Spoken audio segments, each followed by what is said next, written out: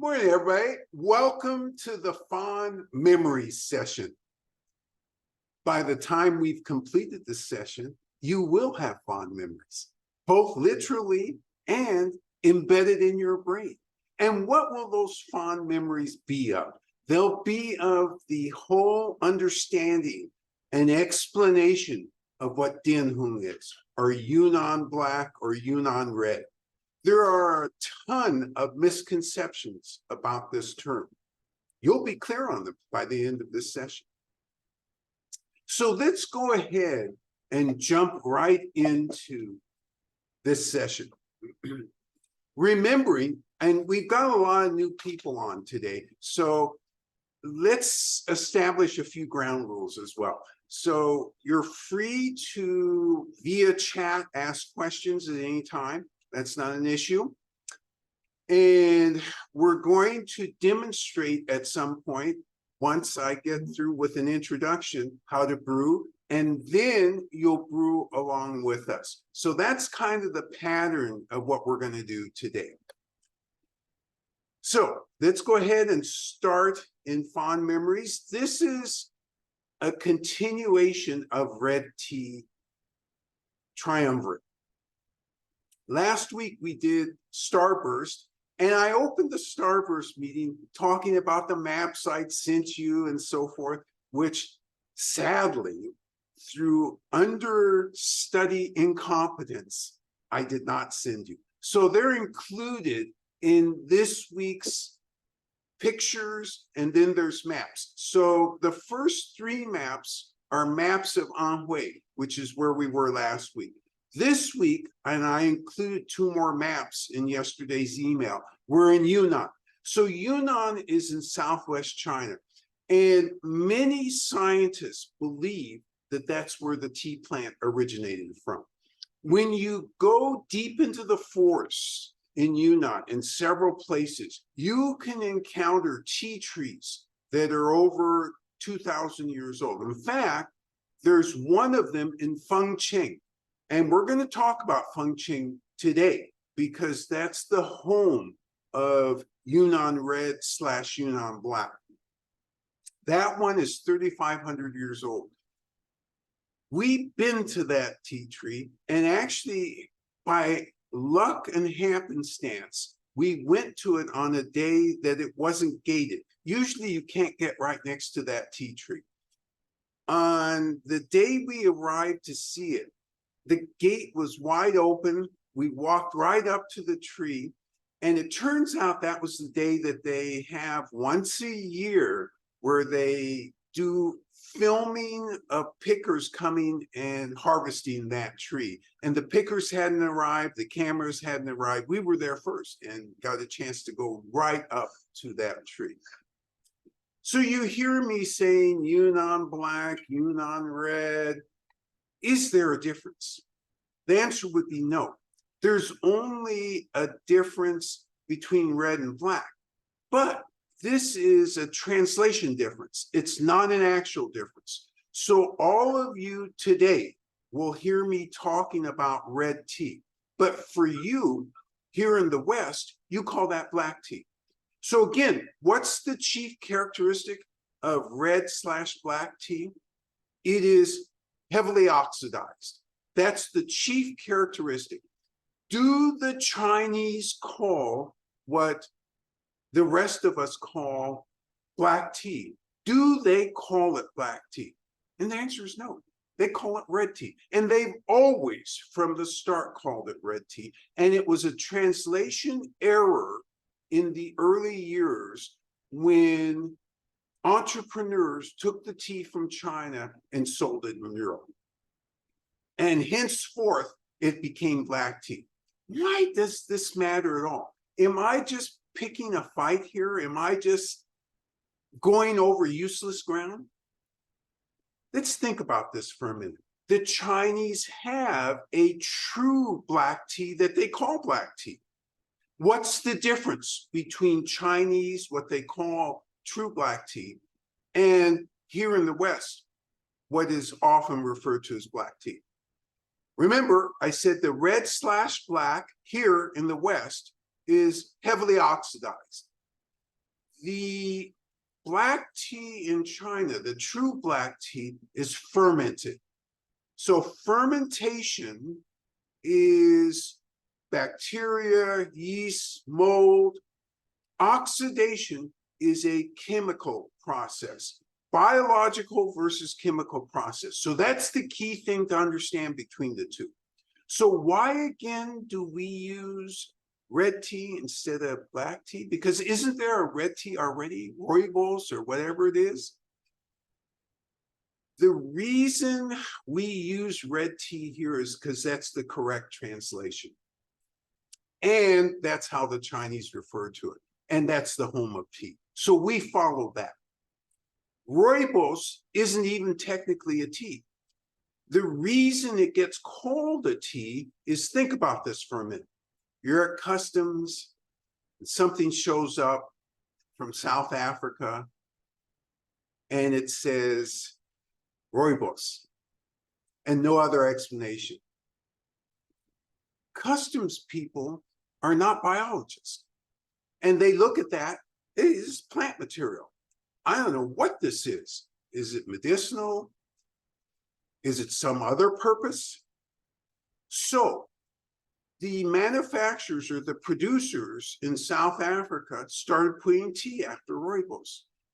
So tea technically only refers to beverages from the camellia plant. And over time, it's leaked into the language, oh, it refers to this herbal or that herbal. Not really true. But that's why there's confusion sometimes. So that's why I went over this first. So let's go back a step and look at history of red tea. Has red tea always been produced in China since the start? The answer would be no. In the beginning, tea was processed much like it is today as a green tea. So it was unoxidized. What does that mean? You pick and then you apply heat as fast as possible because it denatures the enzyme which causes the chemical reaction that we call oxidation.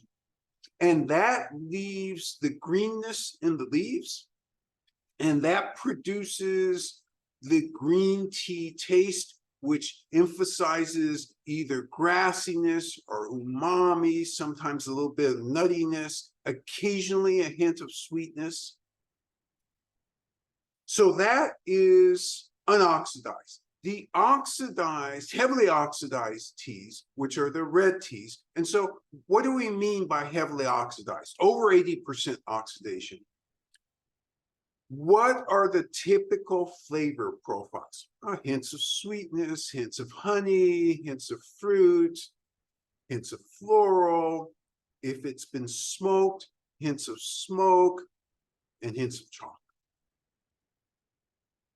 So you can have this wide range of flavors when you have tea that's been produced using red tea techniques. When did red tea techniques arise? They arose probably at the end of the 1500s or the beginning of the 1600s. When did they really start in a commercial way producing red tea? That wasn't until in the late 1600s. What is the process of producing red tea? You have to pick the tea leaves, okay? That's pretty straightforward. Secondly, you've got to wither them. What does that mean? You lay them either outside or inside, and you let the leaves' moisture become reduced. Reduced by what percentage? 40 to 50 to 60%. Oh no, wait a minute. This isn't Betty Crocker's kitchen. That's a huge range, 40 to 60%. Those farmers must have really good instruments to measure where they are. Is it 42 or 43%? And the answer would be no. It's never been that way. Actually, what I just said, and I'm not supposed to say untrue things when I'm wearing linen, that's false. The farmers had the best instrument in the world, and that's their noses. They could smell and they could feel when that particular varietal was ready to go to the next stage. So you wither, and usually the time period is somewhere from 9 hours to 13, 14 hours. And you get that percentage of moisture somewhere down 50 to 60%. And then you're ready to go to the next step. If you're doing traditional processing, you're hand rolling the tea. And so at the beginning, back in the 1600s, that's what they did. They hand rolled it on a bamboo slatted tray. And they used that motion to actually break down the cell walls in the tea leaves. Why? They wanted to expose them to oxygen. Hey, this sounds like what happens when you peel a banana. You peel a banana, you put it down, you take a phone call, and 15 minutes later you come back. What's happened to the banana? Change, because it's been exposed to oxygen. That's what happens analogously with a tea leaf. The insides have been exposed to oxygen. So that's where these complex flavors start to develop. So these days, they have a machine they call a rotor vane that you can put the tea in, and it emulates to some degree this hand rolling. Hand rolling is a craft way of making the tea. And it's the best way to have uniformity in controlling the end result. But it's expensive and it takes a long time. And if you're no good at doing it, you'll wreck the tea leaves. You put them in a rotor vane, it still requires sophistication, because this machine, which looks like one of those cylinders you can see them using as a drill in the street when they're trying to create a hole to put a pole in. Inside, there's pressure that you can adjust. You can have light, medium, or heavy, and that's how much pressure is being exerted on the leaves. At the end, the leaves are coming out when you open the door at the front of it, and at that point, presumably they're finished. The farmer knows when they're finished, again, by how they smell. And when it comes out, it's a hot, gooey mess. So for those of you who don't know me, I always love using big words. De-agglomeration is the process that goes on next. What does this big word mean? It's the simple act of taking the leaves and pulling them apart, thereby reducing the heat. So from that step, so we picked, we've withered, we have rolled. From that step, we go to oxidation, piling. So we pile the tea leaves, the farmers pile the tea leaves to a certain height. Does the height matter? Well, kind of it does, because that's part of the speed with which it oxidizes. That affects the speed with which it oxidizes. But every farmer is doing it somewhat differently. And usually on average, maybe 8 to 10 inches. But I've seen piles that are 12 to 16 inches. I've seen piles that are 2 to 4 inches. So you have a variation. But I would say 8 to 10 is an average. And what? Do they just leave it outside and let it pile? No. This is always an indoors activity. Because what if it starts to rain? What if it becomes foggy? What if one of those wild animals that lives up there comes by and decides to investigate? All of those are unacceptable outcomes for leaving it outside. So it's piled inside. Is it simply piled inside, or is it piled inside in a temperature/humidity controlled room? It would be the latter. temperature, humidity controlled room. Why? It has to do with the bell curve of oxidation. At 32 degrees Fahrenheit, nothing's oxidizing basically. If you think of a bell, as you go up to 88.9 degrees, ooh, it's oxidizing fast, real fast. And then as you go down towards 150 degrees, hey, that's it. The oxidation enzyme becomes denatured. So you've got this bell curve. So farmers use temperature and humidity to control the rate of oxidation. Does it matter? By varietal, of course it matters. And where does the farmer, which cookbook does the farmer get this formula from? It's called the Lineage Cookbook. In other words, these farmers have been doing this in their families for generations. So it's the cookbook of experience, so to speak. At the end of the oxidation, oh, and by the way, let's get all the senses involved here with all of you. When we're in Yunnan and we're headed towards one of these farms that's doing tea, using this methodology, do we have a GPS guiding us? Well, if we did have a GPS guiding us, one of the first things all of you would note is, what happened? It's not working. The GPS doesn't, I'm lost.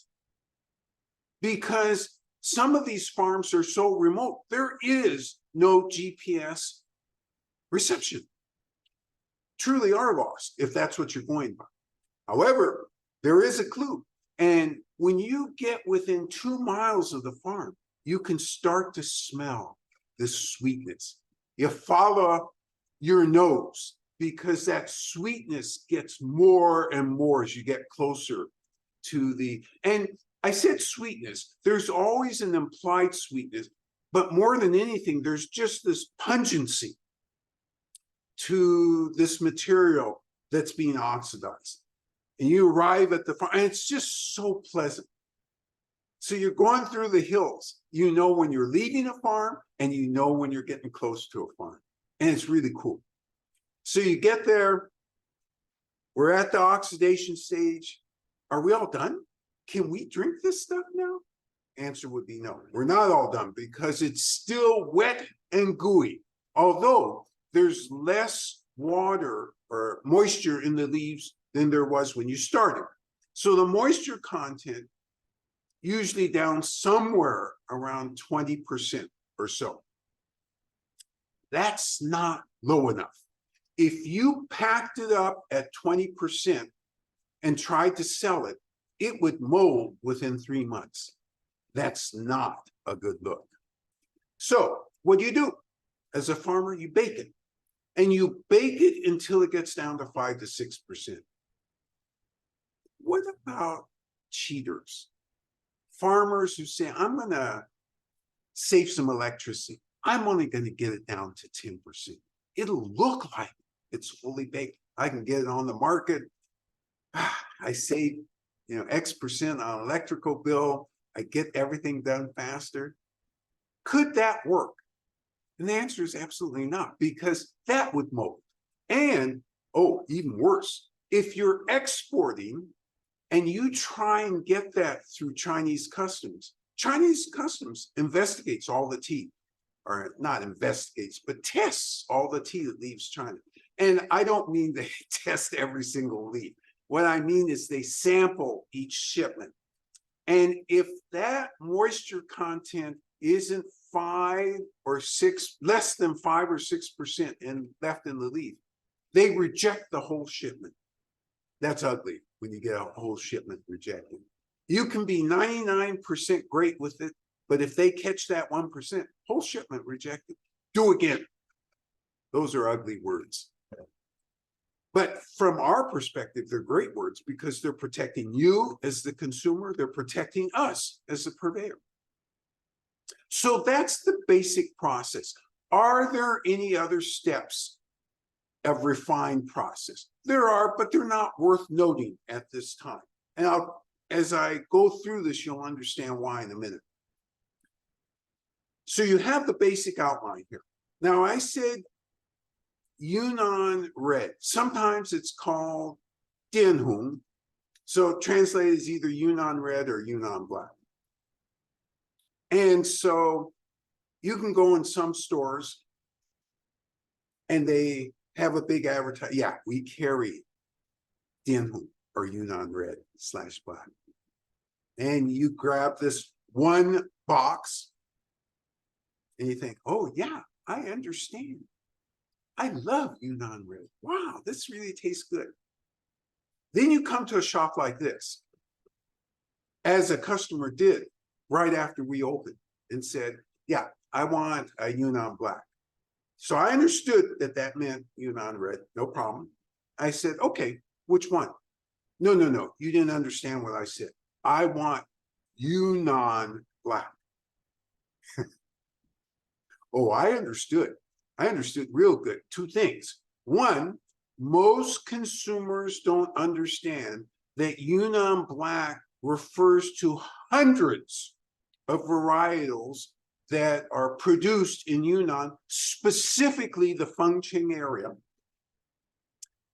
These years, it's actually grown to include all the tea from Yunnan. That's red tea / black tea. But there is no such thing as a single varietal of Yunnan black. It doesn't exist. It's hundreds of varietals. So that's the first thing to take away. Oh, and by the way, why is it called Dianhong?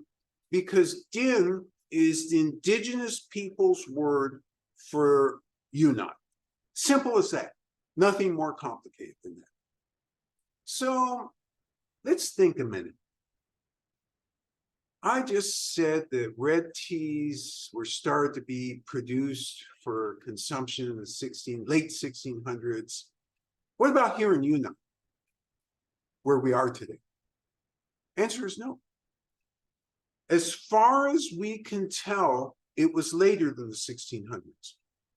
And much of it that was eventually produced didn't go outside of Yunnan. And in fact, what created the wave of Yunnan red? Well, turns out World War II did. Because when the Japanese invaded in 1931, they were in the Northeast, stayed up there for 7 years and did whatever they did up there.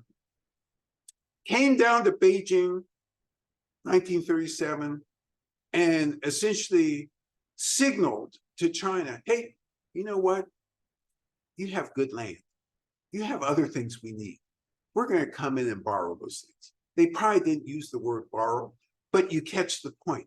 And as soon as that happened, as soon as they crossed into Beijing, the tea industry in Anhui Province, which is where we were last week, said to themselves, uh-oh, Beijing's not all that far away. And it's kind of a straight shoot to come into Anhui. So they sent a gentleman, Feng Xiaoqiu, to explore China as far south as he could to see where might be a good place to relocate or to start red tea production. So he went to many places in southwest China, because that's about as far away as you can get from Anhui. And when he came to Yunnan, he talked to locals who said, where's the best tea around here? And they directed him towards Fengqing. Now, at that time, oh no, let's not talk at that time. Let's talk today. If you want to go to Fengqing, can you fly into Fengqing? The answer is no. You got to fly into Linzang. You land 7,000 or 8,000 feet above sea level. A terrifying flight from Kunming because there's so much turbulence. Every time I've been on that flight, there's turbulence. You land, you get off, and you think, okay, good, I'm close.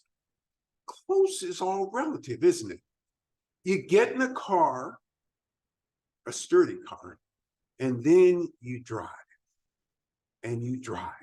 Actually, you don't drive. You have a driver driving. for 3 hours. And you're driving up a mountain road. And then that last hour, you're coming down that mountain road. It's called a 2-lane road. But I'll tell you, for those of you who don't have single lane, 2-lane road consciousness, you quickly will have a problem. The first time we actually went at night. That was unintentional. That was even more fun. But wait a minute, I digress. Let's keep on getting to Fengcheng. So you get into Fengcheng, and this is what this guy did. And it took him a long time to get up there. And what did he see? He saw tea trees. These tea trees, ancient trees, trees that were over 2,000 years old. What was the characteristic of the non-ancient trees? Enormous leaves, enormous buds. So he did what they did in Oakland. When they were opening up any area, they took the green leaves, boiled them essentially for a short amount of time, of course, 2 or 3 minutes, and then drank the liquid or tasted it. They didn't drink the liquid. They tasted it to see if they thought it was going to have enough body to do a good red tea. As soon as he drank this stuff, oh, and what year was this? 1938. Thank you for asking. As soon as he drank this stuff, he said, oh my God, this has real body. I think we can do a great red tea here.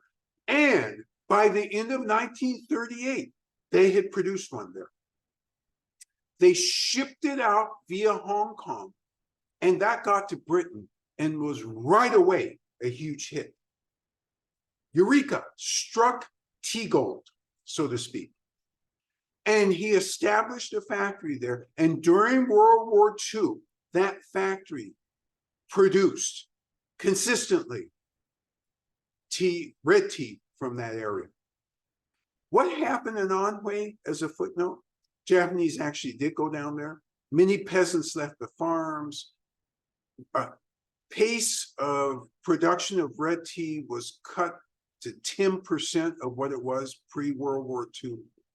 So the tea leaders had made a correct judgment, and they made a really good judgment. And that's the source and origin of how Dianhong, or Yunnan Red, really became famous. Now let's see. While it's really becoming famous, you guys are really becoming thirsty. So it's time for me to have the tea master come front and center. And here's how this works. She will brew first. She'll talk to you about tea rhythm.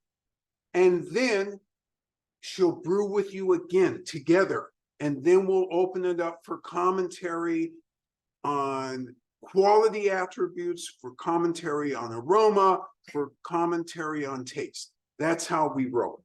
And so without further ado, let me bring the tea master, the beautiful numinous tea master, Biju, to the fore. 哎，你好，Good morning， 早上好。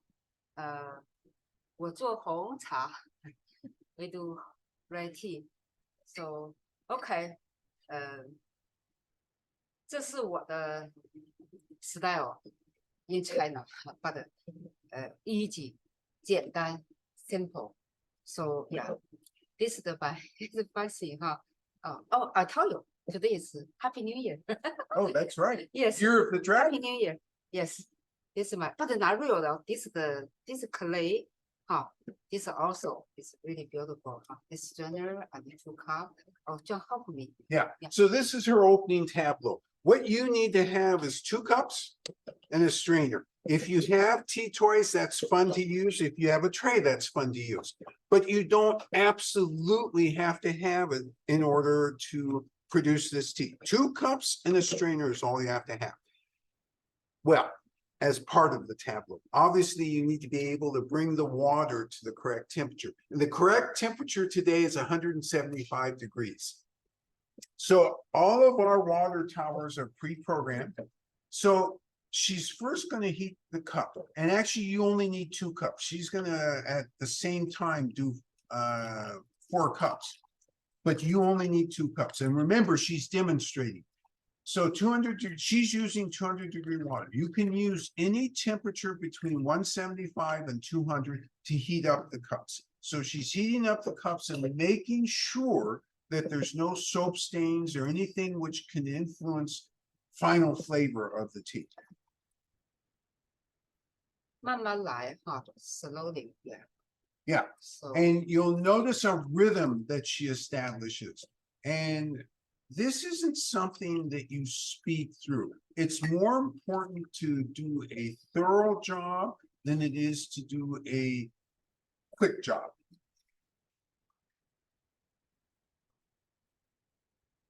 And that's part of what tea rhythm is. And the other part of what tea rhythm is, and you'll see this as you start to fall into this rhythm, is being present.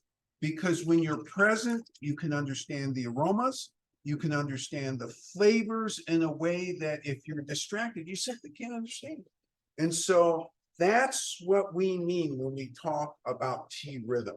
So she's drawing 175-degree water right now. And that's what we're going to use to brew. And what you're going to see is she's going to first dissipate the steam, aerate the water. So the rules here are as follows. If you actually have water when it comes to the actual time that you start steeping the leaves, and it's less than 175, that's better than if it's more than 175. Reason being, if you get it up above 175, you're going to flatten the flavor. If you go below 175, that's fine. It will continue to bring brightness to the flavor, to accentuate the flavor and aroma. That's what we want at the end of the day with tea. And this is why the big chains are a fail, because they don't use the right water temperature. It's not that they don't know, by the way. I am pretty sure the executives at the big chains really do know this principle, but I'm also pretty sure from a business perspective, it's inconvenient because one temperature to brew all is their principle. All right.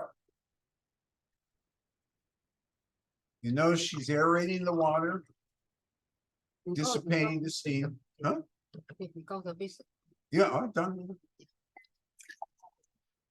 因为茶叶的是 我刚说了，是这个 很 Yeah, 很嫩 and notice, and one of the things that she's mentioning is to make sure to remind you when it's your turn to brew that you don't cover. That's another area. If you cover, whether you're using a pot or not, if you cover, you again will flatten the flavor.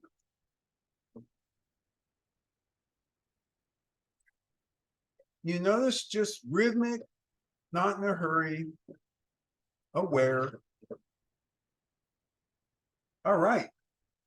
And she's bringing the tea leaves. These are the fond memory tea leaves.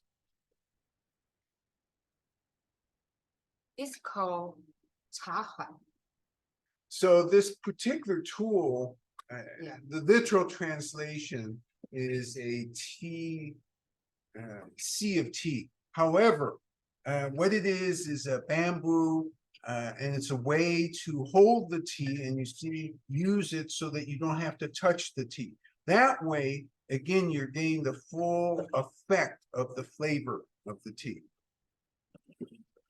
So let me explain that a little bit more, because if you have lotion on your hand or perfume, the tea will easily absorb that. Now, cover after she puts it in, yes, Shake it. covers and shakes. She's waking up the leaves. you can smell aroma yeah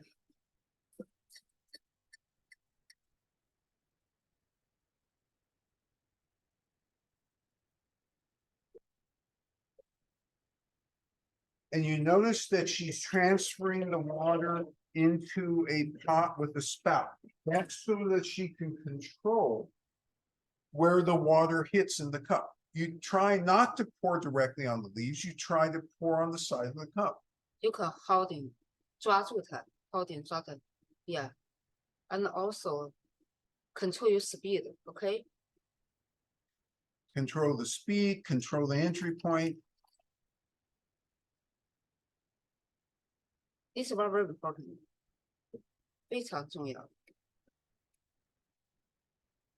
And again, by doing that, what you do is there's a bunch of details. You're hearing me talk about a bunch of details. Each of these details, when they're added together, contribute to the brightness of the aroma and the flavor. If you ask me the following question, what if I mess up on one of the details? Don't worry about it. These are details in aggregate. If you get them all, you're going to get the absolute best flavor. But it doesn't mean that if you, oh, I poured on the leaves, accident, I forgot. Are you going to be sunk? No, you're not going to be sunk. By the way, this is a 3-minute steep.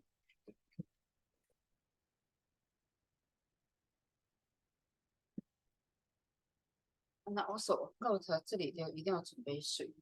So you recipient cup, you'll always preheat. And again, it's this practice. And when you go through this practice enough, you'll understand that it prevents accidents. And the accidents that it prevents here are if, again, you have a soap stain or something in there which influences the flavor. This takes care of that. It also preheats the cup. All right, so these are brewing. Very beautiful. You see most of the leaves on top. A few have wandered down to the bottom. Every tea is a little bit different. You can already get a sense of smell of these leaves. Take out, for those of you who were on last week, take out your notebooks, because once you do this, you're going to want to compare to last week. Yeah. Right, have a nice comment. The warm, dry leaves smell like chocolate-covered cherries.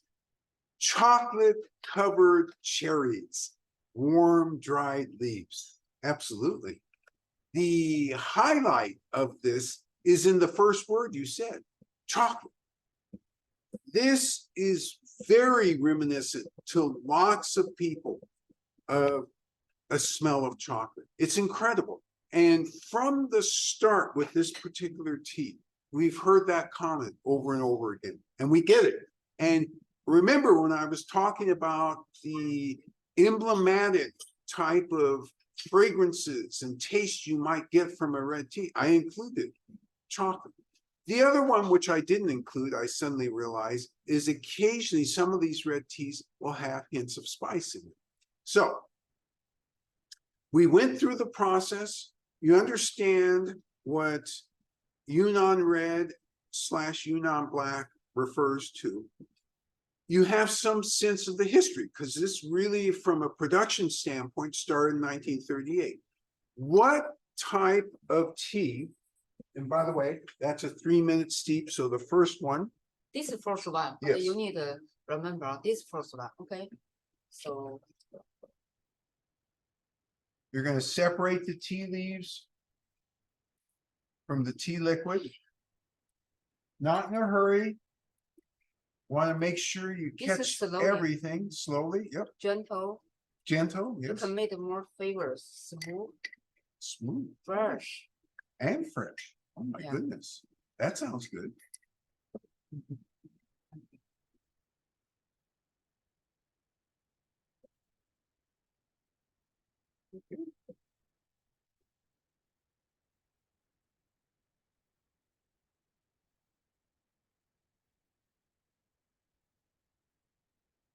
你告诉我现在做2次，大家能记住 ，OK？ So she goes through this technique twice, and then she'll go through a third time.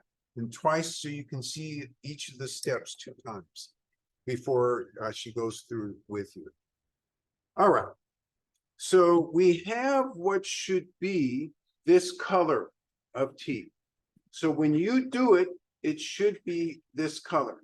So a nice, beautiful tea color. Oh, my goodness. There's some aroma associated with this. And then we're going to enter the quality arena. What is the quality arena? We're going to make some judgments about where astringency is in the mouth. because it's not tea if you don't have some astringency somewhere in the mouth. We're going to make some judgments and call out what aftertaste is, if any. And finally, we're going to make some judgments about energetics. What are energetics? You have people using all sorts of terminology for this. We use energetics and it's very simple.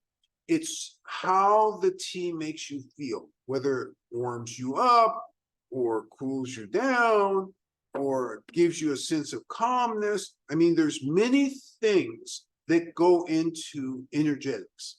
And so we're making a judgment about all three of those things right away on the first sip.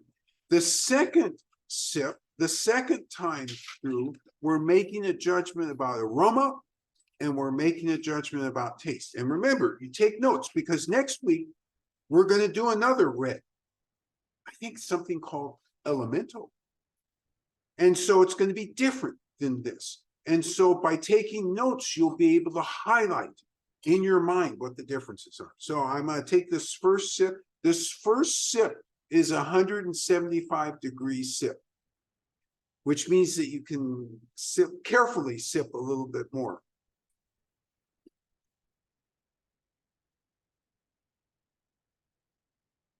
So you cover your tongue. Okay, I got the astringency. I know where it is on my tongue. Oh, by the way, are there right answers and wrong answers to these following observations? The answer is no, because we're genomically different. So every answer, short of saying to me, this tastes like garlic, every answer short of that is going to be the right answer. So I've got a sense of aftertaste. I'm working on the energetics. I don't have that quite yet. And I'm going to take a second sip. And on the second sip, I'm going to focus on aroma. I'm going to verify that the first time around, the astringency location is where it really is. I'm going to see if there's any other aftertaste hints. And I'm going to continue to think about energetics. So slowly.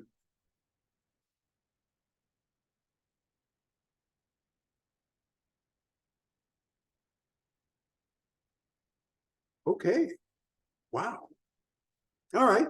Now, the reason you don't see or hear any words coming from my mouth is because it's your turn. And after you go through this exercise, then you're going to tell me about all of these things. So it's your turn to brew. Remember, set your timer for 3 minutes. Yeah, this is the the same the tea. Okay, so 5 grams. So we do together. Okay, this time. Yeah, and your baggies are already pre-measured. You don't have to measure anything. Use all the tea in those baggies. Just make sure you grab the one that says fond memories on it. If you have a two, the so double glass, I use it. Oh, I have tea. So 2 glasses is best. If you have 2 ceramic glasses, cups, that's okay too. Either one will work. Use any temperature water between 175 and 200. Heat the cups.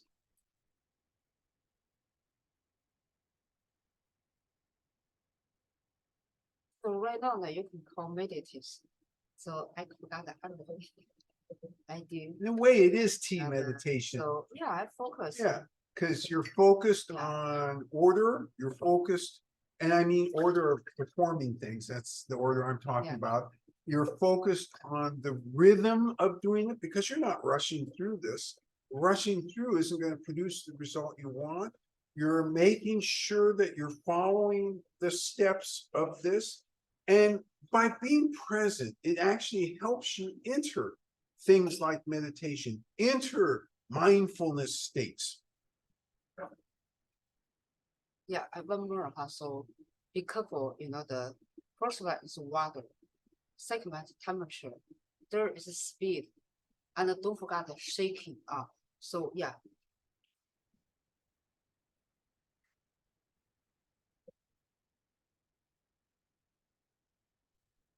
So that's the 175-degree.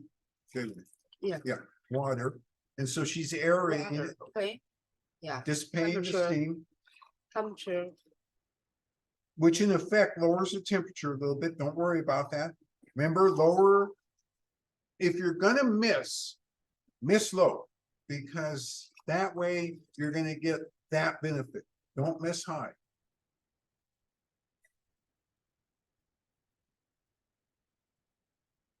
He leaves into the heated cup. Shaking.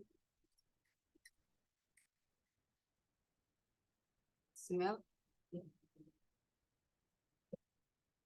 And if you don't have a kettle that has a spout, that's okay. Just be careful and as best you can, Speed. control the Speed. speed. And don't pour directly on the leaves if you can. And again, don't stress out, because if you make a mistake, does this mean you have to throw away the tea? Heavens no. It just means it's not gonna reach the most ideal. But are you kidding me? Perfection is the enemy of getting things done. And so therefore, we know what the rules are. And we try to come as close as we can. But if we miss a little bit, not a cause to stress out. You're still gonna have a relative feel for this tea. No problems. So I was getting to, today you have two standards. And I didn't talk about this earlier, but it's very important to understand. You have Yunnan Gongfu tea. And then you have Yunnan graded tea. What's the difference? Yunnan Gongfu, and which one do you want to be drinking? Well, if you want the highest, you go for Yunnan Gongfu tea. And Gongfu here does not refer to martial arts. You're not martial arting your way through a tea. It refers to mastery of technique. So when they say Yunnan red Gongfu, it's the mastery of putting together whole leafed tea. If you say Yunnan graded, it's usually all cut up and standardized. Now, I don't know about you, but when I'm drinking tea, I'm going for the gusto, so to speak, the highest grade. So I want that Yunnan Gongfu. Don't give me the graded. So, but that's the difference. You have to understand that, because if you see that on the boxes, oh, I know what this means. And you know which one to pick. And the price should tell you right away which one to pick. Yes. How old are the trees or plants from which these leaves were? Oh, this is a great question. These are not ancient trees. These would be called old tree. And they are not extremely old. Yeah, there's something like 200 to 300 years. So they're kind of in the baby stage. But the leaves are enormous. The buds are enormous. This area is such a beautiful area. The forested part of the area is fabulous, and they're reforesting this area. There are 52,000 acres of tea bushes, trees, and ancient trees under cultivation. They produce over 20,000 tons of tea from Fengqing. And how many farmers are doing all this stuff? At least 280,000 farmers. All right, your timer has gone off. You're going to separate the tea from the tea liquid carefully. When they reforest, are they reforesting, replanting more tea plants or trees, or other types of trees that are complementary? Fabulous question. They're doing both. So the question is, are they simply planting new tea trees or tea bushes? And the answer would be no. They're planting, and they've got a slogan about this. It's the 6. So tea trees, tea orchards, not tea orchards, that's ridiculous. Orchards, fruit orchards, flower gardens, vegetable gardens. And then that was 4. The 2 others they're building homes and they're creating paradises. And so they have this other slogan. It's in ecological industrialization, and then they flip it, the industrialization of ecology. It's really unique. They're using all of these things to try and again get the forest expanded because it's a beautiful environment. This is an environment that they're also trying to encourage tourism. So last year they had about 45,000 people visit. 45,000 sounds like a big number, but when it's spread out over 365 days, and by the way, it usually doesn't snow here. So the saying that they have for this area is every season is like spring. So when it rains, it's hot. When it's dry, it's cool. Something like that. So that's what this ecology is. That's where they've made some brilliant decisions in terms of re-expanding, reforesting an area that was already very famous for producing tea. Many indigenous peoples live in these areas, but you also have many Han farmers as well. So it's quite a mix. The cuisine in this area is very unusual. This is the area where when the tea master and I went after seeing that 3,500-year-old tree, they took us. They said, this is going to be a special banquet. And everybody had a nice big smile on their face. And I have enough experience in China that when I hear special banquet, I start to get nervous because I don't know exactly what that means. There is one thing I know for sure, that they're going to have local delicacies. And sure enough, the first plate rolls out. And what is on that plate? Enormous bees. Oh, were they alive? No, they were alive. They were fried bees. And so it's interesting. I've been in this situation many times in my life in China because I've been going back and forth since 1973. And so I've had many extraordinary banquets. And so the first thought that comes through my head, I've trained myself over the years to have this thought. These guys, and there were 12 of us, these other local people who are singing with us are still alive. So that's the first good news. And they also have some of these bees on their plate. That's the second good news. So as a guest, an honored guest, I'm going to have to eat a little bit of this. And it's unlikely I will die because they probably wouldn't serve themselves this. And it's unlikely that the stingers are still in there. Unlikely. No guarantees.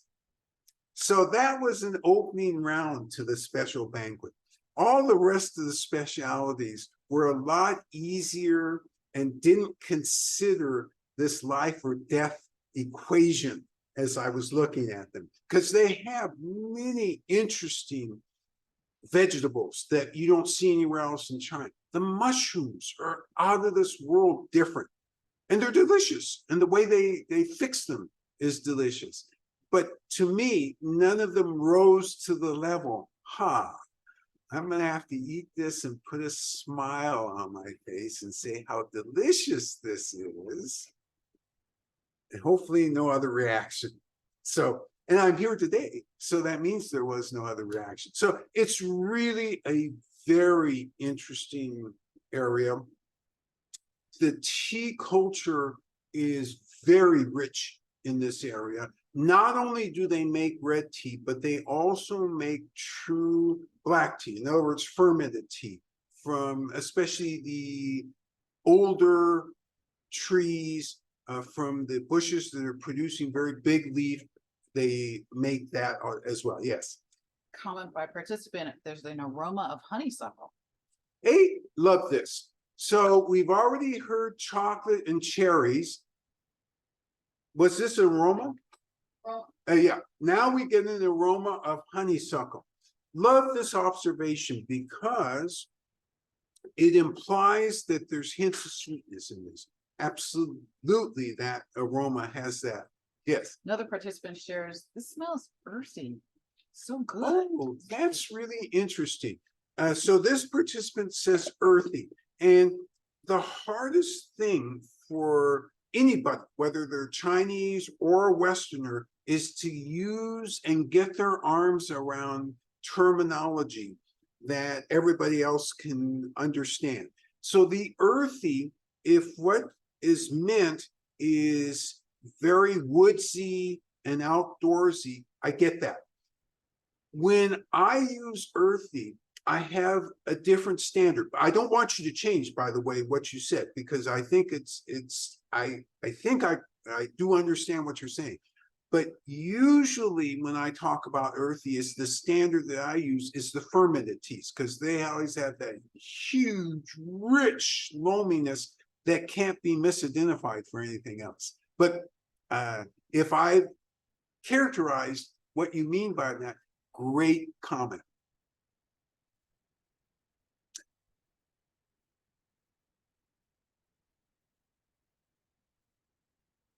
So as you're continuing to think about and evaluate the tea, I'll tell you a few other things about this area. This area from, and this is dollars and cents type of stuff. And it's interesting just because this is a model village where they have all these tourists coming, and they earned $8 million additional through that tourism. And they're selling tea cakes, they're selling tea leaves, and that's the aggregate number of that. And so that helps run the government, as well as there's give back to the farmers. So there's cooperation both ways. Yes. Another participant comments, it's so smooth and easy to drink. The flavor really lingers in the mouth is one comment, and there's another one coming after Okay. that. Smooth and easy to drink, flavor lingers in the mouth. Love this comment. Great red tea has one characteristic. If it's brewed properly and you're not in tea rhythm, the characteristic is you finish it in 2 minutes and then you're unhappy. How did I finish that so fast? The thing was so good. When you slow down and have tea rhythm, you understand why. Smooth, lingering flavor in the mouth. I want more. Yes. Somebody else says, the dryness covers most of my tongue. The dryness covers this participant's tongue, most of this participant's tongue. For me, great comment.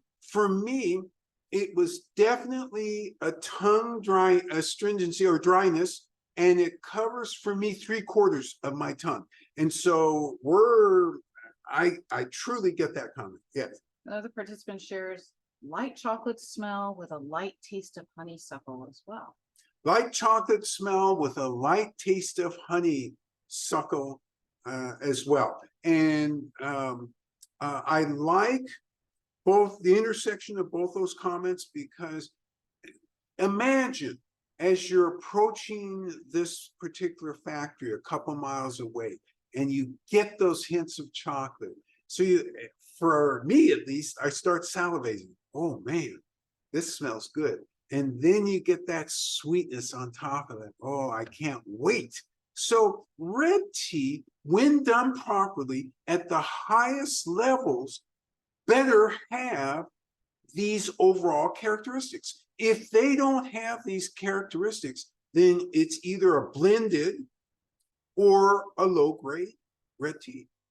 Yes. The smell of the hot glass I used to brew the tea after straining the tea is amazing. Again, it smells like a lovely dark chocolate.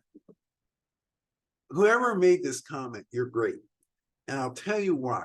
Because so often I fail to mention the thing that I always do when I'm going through tests in China of the tea. and that I always smell the cup afterwards because that reveals stuff about the tea itself. And this is no exception. When you smell the finished cup, whether it's a larger or smaller cup, you're gonna get strong hints of smell, which or flavors which inform what you just had. Another person shares, after the initial pleasant sweetness, there's a wonderful, almost nutty flavor. Love this. So an underlying nutty flavor to this. And I really do understand that comment because you get the chocolate in the aroma without question. You get hints of sweetness in the aroma. You get actual sweetness in the tea. You get a woodsiness in the tea. And then you wrap it up. And what was this one again? This was a Nuttiness. You get the nuttiness. Yep. Somebody else shares, why is garlic the one taboo descriptor? You better not be trying to convince me. This better not be an opening round of trying to convince me that there's garlic in this. There is no garlic in this. The reason that it's taboo is because garlic is a sulfur-driven aroma. And I have yet to have any tea ever in China that has a sulfur-driven aroma. So to me, that's kind of an out of bounds descriptor. The tea leaves have a uniformity, but they do not vary in color like the Starburst tea. Absolutely great catch on this. So the leaves have both a uniformity of shape, and by the way, this was purposely shaped this way, and a unity of color. And so the question is, as compared to last week with Starburst, where it had some gold or reddish gold and some black, that really differentiates what part of the pick it is. So when you've got the red and the black, the red is typically the tea bud, the black is the underlying leaf. Here, you notice mostly gold, mostly buds, and therefore mostly of a certain grade. Somebody else shares, when tasting the first sip, I wanted to drink my whole entire cup. Easy to drink, full of juicy flavor. All right, this comment is great. When the first sip was taken by this commentator, they wanted to just chug that thing right on down. It was that good, that interesting. Red teas, again, when you're at this level, that's how you feel about red teas. Red teas they're different, say, than a green tea. Green tea, if it's nutty, it's going to be kind of uniform all the way through. And there's probably not as much incentive for a human to go through it as fast. When you have sweet, I mean, it's just like a bowl of ice cream, unless you have incredible self-control. If there is a bowl of peppermint ice cream, how long that's in front of you, how long does that thing last? Not very long, usually. Yes. Another person shares, maybe it's just me, but the first feeling in my mouth was very lubricating. Ah, love this thing. First feeling in the mouth for this particular commentator was lubricating.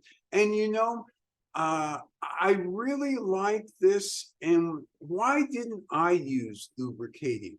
That's interesting.